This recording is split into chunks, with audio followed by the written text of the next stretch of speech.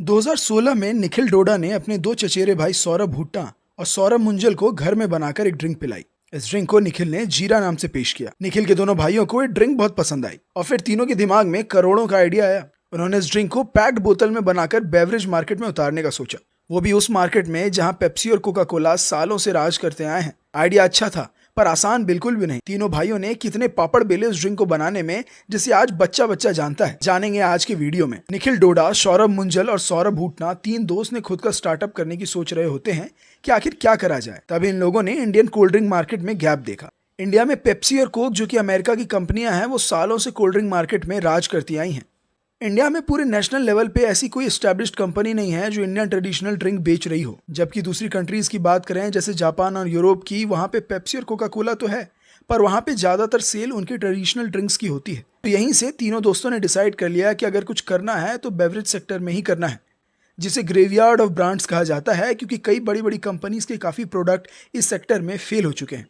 निखिल डोडा ने एक ड्रिंक बनाई जिसके इंग्रेडिएंट थे काला नमक, जीरा और नींबू, जिसको पंजाब साइड लोग घर पे बना के काफ़ी पीते हैं। उन्होंने ये ड्रिंक बना करके अपने दोस्तों को पिलाई और पूछा क्या हम इसे मार्केट में ला सकते हैं। ड्रिंक की टेस्टिंग और रिस्पांस लेने के बाद फाइनली डिसाइड हुआ कि हम ये ड्रिंक बना सकते हैं। इन सब के बाद इन तीनों ने 1-1.5 साल की मार्केट रिसर्च के बाद अपनी कंपनी का नाम लाहौरी जीरा रखा, क्योंकि इस ड्रिंक का एक मेन इंग्रेडिएंट है काला नमक, जिसे लाहौरी नाम से भी बोला जाता है। साथ ही लाहौरी छोटा नाम था और लोग इसे आसानी से याद कर सकते हैं।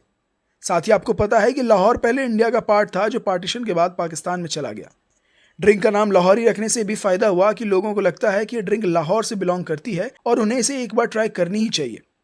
ऐसे में ड्रिंक का नाम पड़ा लाहौरी जीरा। नाम चुनने के बाद इन्होंने अपनी फैक्ट्री लगाई और 96,000 बोतल प्रतिदिन की कैपेसिटी के साथ काम शुरू किया। बोतल बनाने के बाद उसको बेचने में तीनों भाइयों ने जी जान लगा दी। लाहौरी जीरा के फाउंडर्स ने खुद इस बात का जिक्र किया है कि शुरू में ड्रिंक बेचने में काफ़ी मेहनत लगती थी और उन्हें अपने बिजनेस के खर्चे भी सता रहे थे। धीरे धीरे सेल्स बढ़ती गई और लाहौरी जीरा गति पकड़ने लगा। पर सबसे अहम चीज़ जिस पर अगर ध्यान न दिया जाता तो व्यापार नहीं चलता, वो है फीडबैक। लोगों का किसी प्रोडक्ट को लेकर क्या राय है, वो सिर्फ फीडबैक से ही पता चलता है। लोगों के फीडबैक से निखिल तथा उनके भाइयों को सही राह मिली और वे अपने प्रोडक्ट को और बेहतर करने लगे।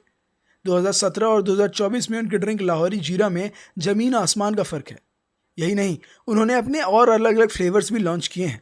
निखिल और उनके भाइयों ने व्यापार में एक और बदलाव किया, जिससे सेल में सरपट तेजी आई। उन्होंने लाहौरी जीरा फ्लेवर के साथ लाहौरी शिकंजी, लाहौरी नींबू, लाहौरी इमली बंटा, लाहौरी कच्चा आम और लाहौरी गिम्बू जैसी फ्लेवर्स भी पेश किए। इससे उनके व्यापार में बहुत तेज़ी आने लगी।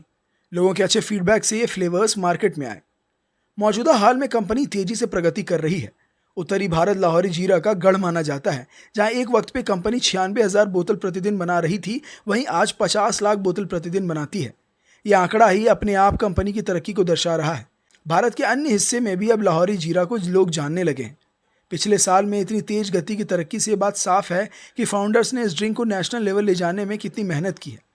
इससे एक बात तो पता चलती है, मेहनत करने से हर कोई इस मुकाम तक पहुंच जाता है जहां आज बड़े बड़े लोग बैठे हैं। फिर चाहे आप किसी भी बड़े शहर से हो या किसी छोटे शहर से या फिर किसी छोटे से गांव से।